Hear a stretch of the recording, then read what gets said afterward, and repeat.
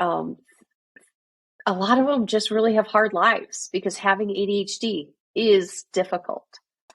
So I wrote that book because I wanted people to understand, one, having ADHD, it's not a funny punchline. It's actually something that's a grown-up diagnosis. Okay. So what I don't want to do, just because I think there's so many things to discuss, is dive into which medications, which supplements, if people want to go the natural route, because I think that is like a whole other topic. So one thing I did want to touch on is, before we get into the gender aspects, I'm going to pull this up on my phone. And I did ask if I can use this. Yeah, my son was diagnosed and meds were not recommended.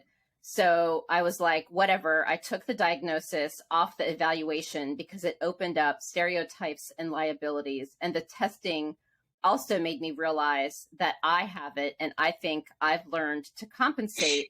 But when there was too much on my plate, I collapsed. I get that. ADHD folks, a lot of us have, and we don't understand the research of this. We just know that it is. There's something about being in nature that calms down our brains and helps us to actually think better. We don't know why. We just know that it is right now, according to the research.